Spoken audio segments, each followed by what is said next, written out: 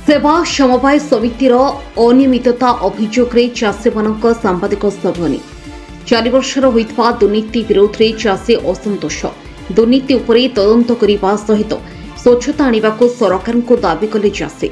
दीर्घ 4 वर्ष धरी जड़े मुष्टिमेय व्यक्ति अधीन चली सेवा समवाय समिति सरकार नियम अनुसार प्रत्येक वर्ष चाषी मान सुविधा सुजोग साधारण सभा अनुष्ठित होता है उक्त व्यक्ति प्रभाव में दीर्घ 4 वर्ष है साधारण सभा अनुष्ठित होना जहाँफल चाषी विभिन्न असुविधार सम्मुखीन होता सांबादिक सम्मेलन में अभियोग कर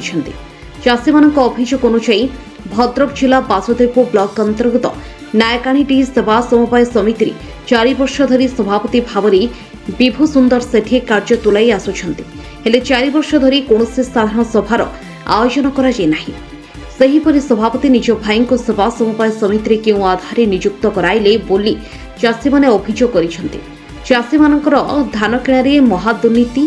धान पंजीकरण समय पातर अंतर नीति करी उपयुक्त चाषी मानक ठकामी रे पकाइबा चाषी मानकर बस्ता टंका न फेराइबा बड़का धान टंका न देवा धान किणा समय सभापति निजर ज्ञाति कुटुंबंकर आखि स्कान करी मिल को पठाई देवा सहित मंडी रे धान किणा न करिबा नियुक्ति रे अनियमितता भली अभियोग सांबादिक सम्मेलन रे चाषी माने अभियोग करिसेंती एही प्रकार दुर्नीति अनियमितता करिबा फल चाषी माने नाही नथिबा असुविधार सम्मुखीन होउछंती जहाँफल चाषी मानकर असंतोष वृद्धि पाइबार लागिछे धान किणारे नायकाणी समवाय समिति प्राय 1 कोटी टंकार घोटाला होइथिबा बेले सरकार देउथबा समवाय समिति को अखावस्था बाबद को टंका और गाड़ी भड़ा बाबद को टंका खाउछि किए बोली प्रश्न करिसेंती चाषी किए किए घोटाला सामिल होछंती एवं काहा इशारा रे घटिछि ताहा तदंत हेबार आवश्यकता रहिछि समवाय समितिर सभापति चाषी मानकु 3000 टंका मागुथिले मंडी रे धान देई आई स्कान कराई देबा पई जहा सांबादिक सभा रे चाषी माने प्रकाश करिसेंती ए सब दुर्नीति विरोध में गत 29/7/2026 तारीख दिन नायकाणी समवाय समिति फाटक आगे चाषी मानकर आंदोलन आरंभ होता उक्त आंदोलन आमरण अनशन में परिणत होगा जाउथा बेले गत 30 तारीख दिन 12टा बेले एआरसीएस बाबाजी मलिक अन्य स्टाफ एवं पुलिस अधिकारी आसी बुझासुझा सहित लिखित प्रतिश्रुति देवा परी 15 दिन भितर जांच करापर चाषी माने अनशनरू ओहरी विगत सरकार छत्रछाया रही दुर्नीति कर आसुवा सभापति विभु सुंदर सेठी विरोध में सठिक भाव में तदंत करने सहित प्रकृत दोषी को कठोर दंड देवाई चाषी माने सरकार को दावी करिसेंती सूचनायोग्य उक्त दुर्नीतिखोर सभापति चाषी मान असुविधा पकाइबा सहित वर्तमान सरकार को बदनाम करिवार समस्त योजना कर सारी उक्त सभापति तदंत कराए उचित पदक्षेप ग्रहण करने सहित चाषी मान न्याय प्रदान करने को चाषी माने अनुरोध करिसेंती। अवसर में जदि सरकार 15 दिन मध्य कौन उचित पदक्षेप ग्रहण न करती तेबे आगामी दिन में चाषी आंदोलन व्यापक रूप नेब बोली सांबादिक सम्मेलन में चाषी माने तीव्र प्रतिक्रिया रखिछंती। सांबादिक सम्मेलन होबार कारण आमर नायकाणी सेवा समवाय समितिर जो अचला अवस्था जो अनियमितता ये संपर्क में गोटे गण आंदोलन होता तापर हंगर स्ट्राइक गत काली आमर एससीओ आसीथिले एवं भद्रखर जो मल्लिक बाबू आसते आमर थाना आईआईसी आसते एवं एसडीपीओ आसते यही संपर्क में गोटे सब कथा आलोचना करागला यही प्रकार से घोटाला करिसेंती यही जो घोटाला संपर्क में जहाँ आमको गोटे देगले एश्योरेंस देले आमर एससीओ जी आसते लिखिदे गले जे आमे 15 दिन भितर कथाटा को आम ताकू गोटे तदंत करके तार प्रकृत कथाटा को बाहर करने एवं अनियमितता कौन होती से संपर्क से जनवाई से आमको प्रतिश्रुति देले एवं आमर कहवा कथा जे प्रतिश्रुति देगले खाली प्रतिश्रुति कथा नुह किंतु जो मैंने अन्याय करिसेंती जो मैंने दुर्नीतिग्रस्त जो मैंने दुर्नीति करिसेंती ए सेवा समवाय समिति चाषी मारण को चाषी मारण नीति अवलंबन करिसेंती सेमानक विरुद्ध में आईनगत कार्यानुष्ठान होगापाई मु दाबी रखुची जे एमाने एभली भाव में कार्य करुछंती जे चाषी मान को पेट को लात मारुछंती जो चाषी माने कादुओ पानी रे खटी खटी खटी खटी धान अमल करुछंती तांकर से धान को किभली भाव में सरकारी स्तर में बिक्री करने जो मंडी व्यवस्था कर धान बिक्री करने से बिक्री कर जो भाई बंधु कुटुंब कर जो मैंने चाषी प्रकृतर से धान नि जाए फेरे दि जाए तेणु से जो अनशन होता तार प्रतिवाद में आज आम जो प्रेसमिटा डका जाइए तार कथा हूँ तदंत ए तदंतटा जमी तदंत सापेक्ष जहाँ हम न्याय बाटर हवा दरकार एवं जो मैंने तदंत परिसरभुक्त हेबे जो मैंने दुर्नीति करिसेंती सेमानकु बरखास्त करा जाऊ एवं तांको विरुद्ध रे आईनगत कार्यानुष्ठान मध्य ग्रहण करिया पाई मु दाबी रखुछि। दीर्घ 4 वर्ष हेलाणी एपर्यंत गोटे करा जाय नाही साधारण सभा एपर्यंत करा जाय नाही तार कारण कौन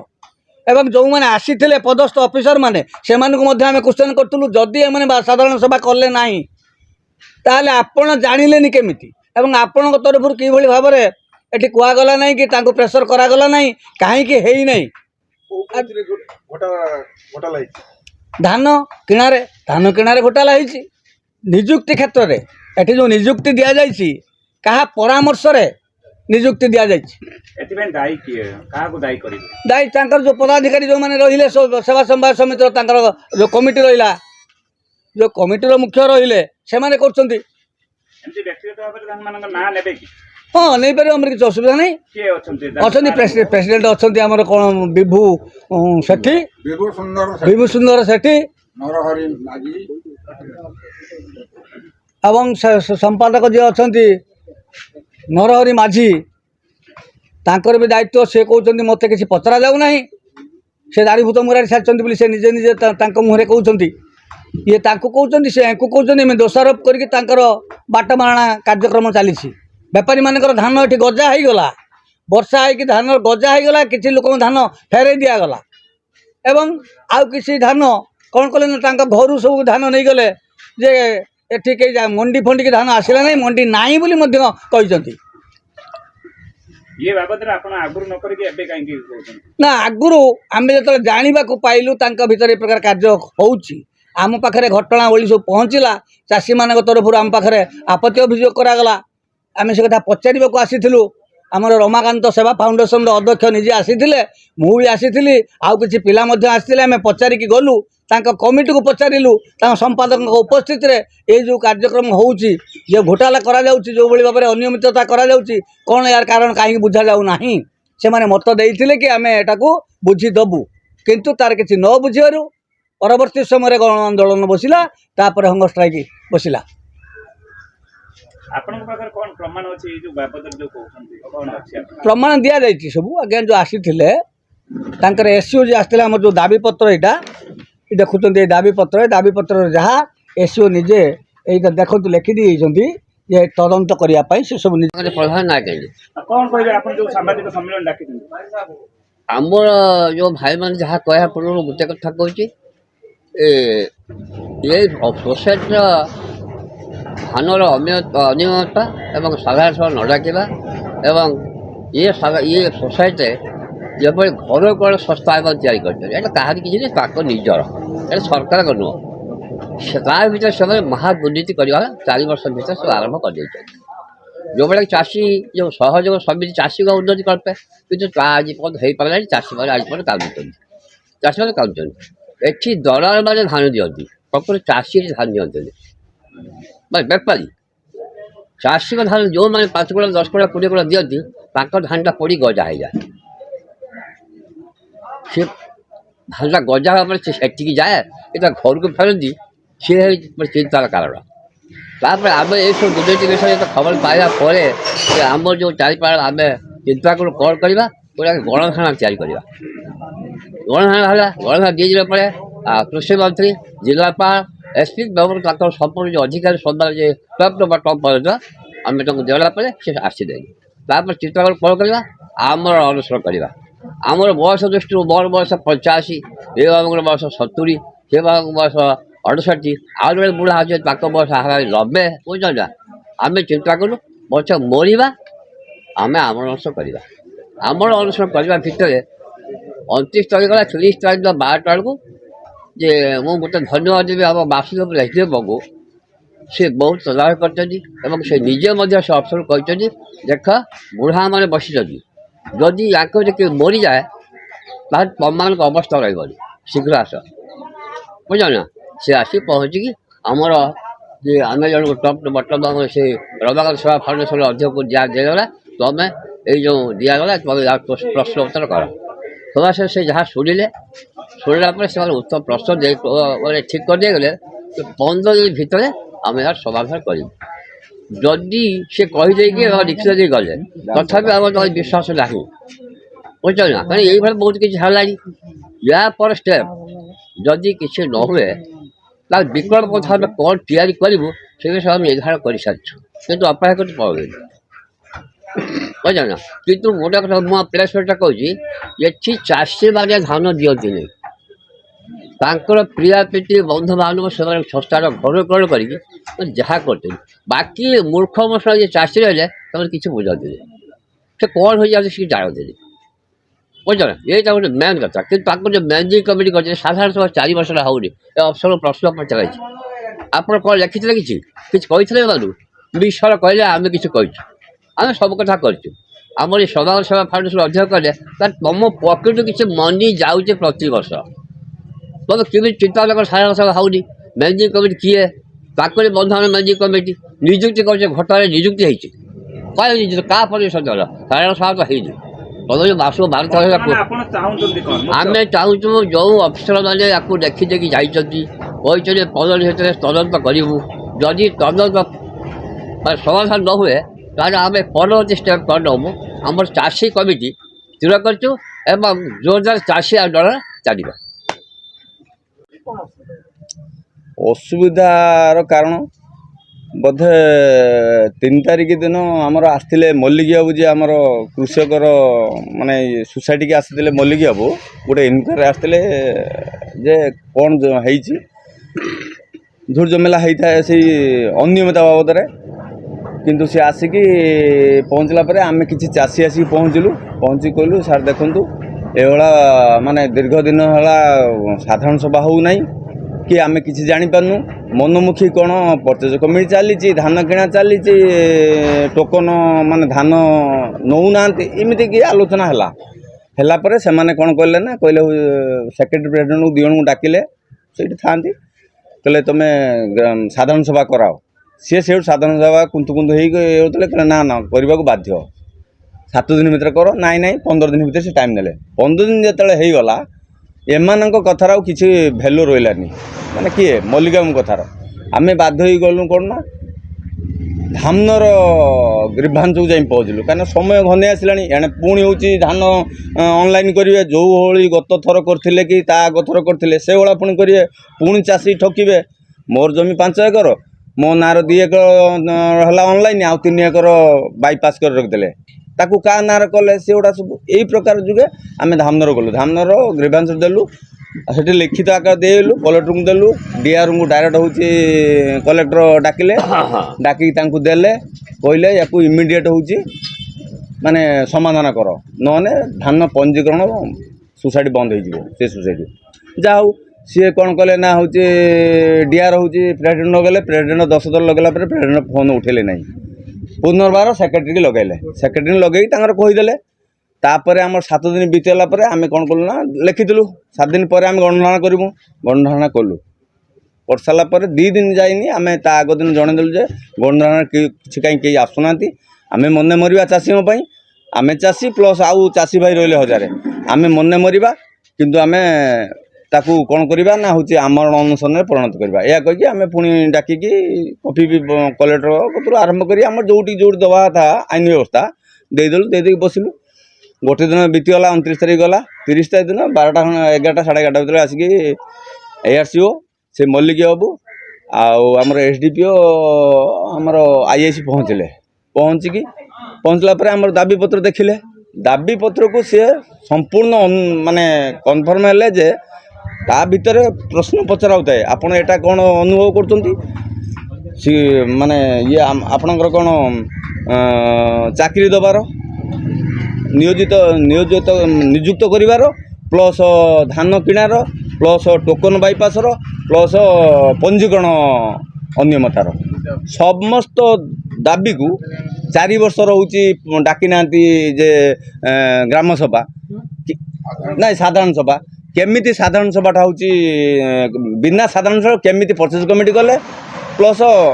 ଆୟ ବହି ହିସାବ ନ ଦେଇକି ବାରମ୍ବାର ଏମିତି କେମିତି କରିପାରୁଛନ୍ତି ସେ ସେଇଠୁ ଆଶ୍ଚର୍ଯ୍ୟ ହେଲେ କହିଲେ ହେଉନାହିଁ ସେ ପ୍ରେସିଡେଣ୍ଟକୁ ପଚାରିଲେ ପ୍ରେସିଡେଣ୍ଟ କିଛି କହିଲାନି ହେଉନି କହିଲା ଟାଇମ୍ ହେଲାନି ସେ ସମୟ ହେଲାନି ଅସୁବିଧା ହେଲା ଏଇ ପ୍ରକାର ସବୁ ଗୁଜବ କଥା ଆରମ୍ଭ କଲେ ସେଇଠୁ ସେ କ୍ଲିଅର୍ ହେଇଗଲେ ଏଇଭଳିଆ କରତେ କରତେ ତାଙ୍କର ଫାଇନାଲ୍ କଲେ ଯେ 15 ଦିନ ଆମକୁ ଟାଇମ୍ ଦିଅନ୍ତୁ 15 ଦିନ ଭିତରେ ଆପଣଙ୍କ ଉପସ୍ଥିତିର ଆମେ ହେଉଛି ତଦନ୍ତ କରେଇମୁ ତଦନ୍ତ କରେଇକି ଆମେ ହେଉଛି ଦଣ୍ଡ ଦିଆ କରେଇମୁ ଆମର ଗୋଟିଏ ଦାବି ରହିଲା ଯଦି 4 ବର୍ଷ ଏଭଳିଆ ଘୋଟାଲା କରିକି ମାନେ ବିନା ସାଧାରଣ ସଭାର ଧାନ କାରବାର କରିକି ଅନିୟମିତତା ପ୍ରବଳ କରିପାରିଲେ ତାହେଲେ ସେ ବୋର୍ଡ଼କୁ ସର୍ବପ୍ରଥମେ ମାନେ ବରଖାସ୍ତ କରାଯାଉ ଆମର ପ୍ରଥମ ଦାବି ସେ ସେଠୁକୁ ଦେଖି ଅନୁଭବ କରି କହିଲେ ହଉ ଠିକ୍ ଅଛି ଆମେ ସେଟାକୁ ଇଏ କରିମୁ ତାପରେ ଚାକିରି ଅନିୟମିତତା ତାପରେ ପର୍ଚେଜ କମିଟି କୃଷକ କେହି ନାହାନ୍ତି ନିଜର ବନ୍ଧୁବାନ୍ଧବଙ୍କୁ ନେଇକି କ'ଣ କରୁଛନ୍ତି ବନ୍ଧୁବାନ୍ଧବଙ୍କୁ ନେଇକି ପର୍ଚେଜ କମିଟି କରାଯାଇଛି ଏଠି କୃଷକ ବୋଲି କେହି ନାହାନ୍ତି ସାଧାରଣ ସଭା ହେଇନି ମାନେ କୃଷକ କେମିତି ଅଛି ଆଉ ଏଗୁଡ଼ା ସବୁ ଅନୁଭୂତି ନେଇକି ସେମାନେ କ୍ଲିଅର୍ ହେଲେ 15 ଦିନ ଆମକୁ ଟାଇମ୍ ଦେଲେ ପ୍ଲସ୍ ସେ ଯେଉଁ କହିଗଲେ ଯେ ଆମର ଦାବି ରହିଲା ଯଦି ହେଉଛି ଆପଣ କହୁଛନ୍ତି 15 ଦିନ ଭିତରେ ଆପଣ ଇଏ ଟୋଟାଲ୍ କାହିଁକିନା ବନ୍ୟା ଚାଲିଛି ଆପଣ ସବୁଥିରେ ବି ବ୍ୟସ୍ତ ରହିବେ ଆପଣ ଇନକ୍ୱାରି କରିକି କ୍ଲିଅର୍ କରାଇବେ 15 ଦିନ ଭିତରେ କିନ୍ତୁ ଚାଷୀ ଏଠୁ ହସିଲେ ଆମେ ଆଜ୍ଞା ହେଉଛି ଉଠିବୁ କ'ଣ ଚାଷୀ ନା ବୁରା ପଇସା ଧାନ ବଳକା ପଇସା ବୁରା ପଇସା ଗାଡ଼ି ଭଡ଼ା ପଇସା ଏଗୁଡ଼ା ଆଜ୍ଞା ଆଜିଠାରୁ ବର୍ତ୍ତମାନ ଠାରୁ ଦିଆ ଆରମ୍ଭ କରନ୍ତୁ ଯେଉଁଠୁ ସରିଯିବ ଚାଷୀ ଖୁସିରେ ପଳେଇଗଲେ ଆମେ ଆଜ୍ଞା ଉଠିବୁ ସେଇଠୁ ସିଏ ବି ମାନିଲେ କହିଲେ ହଁ ଏବେଠାରୁ ଦିଆ ଆରମ୍ଭ କର ତାପରେ କଥା ହେଲା 2ଟା 2:30 ଟାଇମ୍ ହେଇଗଲାଣି ସେତେବେଳକୁ 2 ଘଣ୍ଟା ବିତିଗଲାଣି ସେଇଠୁ ତାଙ୍କର କଥା ହେଲା କାଲି ଗତକାଲି ଠାରୁ ଦେବା କଥା ବର୍ତ୍ତମାନ ଆମେ ଜାଣିବାକୁ ପାଉଛୁ ଯେ ପ୍ରେସିଡେଣ୍ଟ ନାହାନ୍ତି ଅଫିସରେ ନାହାନ୍ତି ଚାଷୀମାନେ ଫେରିକି ଯାଉଛନ୍ତି ଯାହା ଯିଏ ଚାଷୀ ଆସୁଛି ଖାଲି ନାଁ ଦେଉଛି କିନ୍ତୁ ବସ୍ତା ପଇସା ବସ୍ତା ନାହିଁ କି ଯେଉଁ ରିଟର୍ଣ୍ଣ କରିବା କଥା ବସ୍ତା ଦେବା କଥା ତା ପରିବର୍ତ୍ତେ ବସ୍ତା ତ ନଷ୍ଟ ହେଇଯାଇଛି ଆଉ ବସ୍ତା ତ ଦେଇପାରିନି ସେ ଟଙ୍କା ଦେବା କଥା ହେଲା ଆଉ ବଳକା ଧାନର ପଇସା ଏବେ ଆପଣ କ'ଣ ଚାହୁଁଛୁ କ'ଣ ଆପଣମାନଙ୍କୁ ବି ମାନେ ଅନୁରୋଧ କରୁଛୁ ଯଦିଓ ଆପଣମାନେ ସଠିକ ସ୍ଥାନରେ ଆଉ ସଠିକ କାର୍ଯ୍ୟରେ ଲଗେଇ ପାରିବେ ତାହେଲେ ଆମେ ଭାରି ଖୁସି ହେବୁ ତଥା 4ଟା ପଞ୍ଚାୟତର ଚାଷୀମାନେ ଆପଣଙ୍କ ପ୍ରତି ବହୁତ ଖୁସି ରହିବେ ସୁରେନ୍ଦ୍ରନାଥ ସାହୁ ଭଗବାନପୁର ଏ ଯେଉଁ ଆପଣ ଏଠି ସାମ୍ବାଦିକ ସମ୍ମିଳନୀ ଡାକିଛନ୍ତି କ'ଣ ଅଛି ଆପଣଙ୍କର ଅଭିଯୋଗ ମୁଁ ଜଣେ ଚାଷୀ ଠିକ୍ ସମୟରେ ଧାନ ଦେଇପାରିଲି ନାହିଁ ଧାନ ମିଲ୍କି ଦେବା ବାବଦରେ ମୋ ପାଖକୁ ଲାଞ୍ଚ ମାଗିଲେ ମୁଁ ଲାଞ୍ଚ ଦେବା ପାଇଁ ଅକ୍ଷମ ହେବାରୁ ତାଙ୍କର ପର୍ଚେଜିଂ ଅଫିସର ଆଉ ତାଙ୍କର ପ୍ରେସିଡେଣ୍ଟ ଏମାନେ କହିଲେ ଯଦି ଲାଞ୍ଚ ନ ଦେବ ତୁମ ଧାନ ଆମେ ନେବୁ ନାହିଁ ବର୍ଷେ ତୁମ ଧାନ ରହିବ ପ୍ରେସିଡେଣ୍ଟ ମୋତେ ଖୋଲାଖୋଲି ଭାବରେ କହିଦେଲେ 1 ବର୍ଷ ମିଲ୍ରେ ରହିବ ମୁଁ ଭାଇ ମୋ ଧାନ ଦୁଇଟା ମୋତେ ନେଇଛ ଫେରେଇ ଦିଅ ଆଉ ମୁଁ ବିକ୍ରି କରିପାରିଲି ନାହିଁ କହିଲେ ନା ଧାନ ଚାଲିଯାଇଛି ମାନେ ସେ ଦାୟିତ୍ୱ ଆମର ନାହିଁ ତମେ ସେ ଧାନ ରହିଲା ବର୍ଷେ ପରେ ତୁମ କଥା ବୁଝା ହେବ ପ୍ରେସିଡେଣ୍ଟ ବିଭୁ ସୁନ୍ଦର ସେଠୀ କହିଲେ ତାପରେ ମୁଁ କଲେକ୍ଟରଙ୍କ ପାଖକୁ ଗଲି ଗ୍ରିଭେନ୍ସରେ ବାସୁଦେବପୁର ଗୋଟେ ଦିନ ପରେ ବିଭୁ ସୁନ୍ଦର ମିଶ୍ର ମୋତେ କହିଲେ ଭାଇ ତୁମେ ଯାଇଥିଲ କଲେକ୍ଟରଙ୍କ ପାଖକୁ ମୁଁ କହିଲି ହଁ କହିଲେ ମୋତେ ନ ପଚାରି କାହିଁ ଗଲ ମୁଁ କହିଲି ତୁମେ କିଏ ମୁଁ ଓଡ଼ିଶା ସରକାରଙ୍କୁ ଧାନ ଦେଇଛି ଓଡ଼ିଶା ସରକାରଙ୍କୁ କୈଫତ ମାଗୁଛି 24 ଘଣ୍ଟା ଭିତରେ ମୋତେ ଧାନ ପଇସା ଦେବା କଥା ମୋର ଆଜି 15 ଦିନ ବିତିଗଲାଣି ମୋ ଧାନ ପଇସା ଦେଉନାହାନ୍ତି ଏମିତି ହେଲା ପରେ ମୁଁ ଇଏ ସେକ୍ରେଟାରୀକି ବି ପଚାରିଲି ସେକ୍ରେଟାରୀ କହିଲା ଭାଇ ମୁଁ କିଛି ନୁହେଁ ମୁଁ ଦାରୁହୁତ ମୁରାରୀ ସେମାନେ ଯାହା କରୁଛନ୍ତି ତେଣୁ ମୋତେ ସେ କଥା ତୁମେ କିଛି ପଚାର ନାହିଁ ଆଉ ତୁମେ ସେ ଯେଉଁ ଧାନ ତୁମର ହଁ ଆଇସ୍କାନ୍ ତୁମର କରୁନଥିଲେ 3000 ଟଙ୍କା ମୁଁ ଦେବାର କଣ୍ଡିସନ୍ ହେଲା ପରେ ପ୍ରେସିଡେଣ୍ଟକୁ ମୋର ଆଇସ୍କାନ୍ଟା କରାଗଲା ଆଇସ୍କାନ୍ ହେଲା ପରେ ସେ ପର୍ଚେଜ୍ ଯେଉଁ ମୋ ଗୋଟେ ରସିଦ ମୋତେ ଦେଲେ ନାହିଁ ଦୌଡ଼ି 5-6 ଦିନ ପରେ ରସିଦା ଦେଲା ପରେ ମୁଁ କହିଲି ପର୍ଚେଜିଂ ଅଫିସରଙ୍କୁ କହିଲି ଆଦ ସାଇନ୍ କର କହିଲା ତୁମେ ଧାନ କାହାକୁ ଦେଇଛ ମୁଁ କହିଲି ଏଠି କ'ଣ ସବୁ ଇଏ ସିଏ ଦବା ନେବା ଏଠି ଗୋଟେ ହେଉଛି କି ମୁଁ ଓଡ଼ିଶା ସରକାରଙ୍କୁ ଦେଇଛି ତୁମେ ପର୍ଚେଜିଂ ଅଫିସର ମୁଁ ତୁମକୁ ଧାନ ଦେଇଛି ତୁମେ ପୁଣି ମୋତେ କ'ଣ କ୍ୱେଶ୍ଚନ୍ କରୁଛ କାହାକୁ ତୁମେ ଧାନ ଦେଇଛ ତାହେଲେ ଏଠି ପୁରୀ ପଣ୍ଡା ଯେମିତି ହୁଏ କିଏ କେଉଁ ଭକ୍ତ କେଉଁ ପଣ୍ଡା ପାଖକୁ ଯିବ କହିକି ସେ ଆଉ କିଛି ମୋତେ ମୋର ଅଭିଯୋଗ ଏଠି ସମ୍ପୂର୍ଣ୍ଣ ଜାଲିଆତି ଚାଲିଛି ପ୍ରକୃତ ଚାଷୀମାନେ ଏଠି ଶୋଷଣ ହେଉଛନ୍ତି ନା ସାରରେ ସାରରେ ଅସୁବିଧା ଭୋଗୁଛନ୍ତି, ଧାନ ଦେବାରେ ଅସୁବିଧା ଭୋଗୁଛନ୍ତି, ସବୁ କ୍ଷେତ୍ର ଅସୁବିଧା। ତେଣୁ ଏମାନେ ଏ ଯେଉଁ ଗ୍ରୁପ୍ ଗୋଟେ କରିଛନ୍ତି, ସେମାନେ ବୋର୍ଡ଼ ଗୋଟେ, ସେ ବୋର୍ଡ଼ ଯାହା ଏଠି କରିବ, ସେକ୍ରେଟାରୀ କିଛି କରୁନାହାନ୍ତି।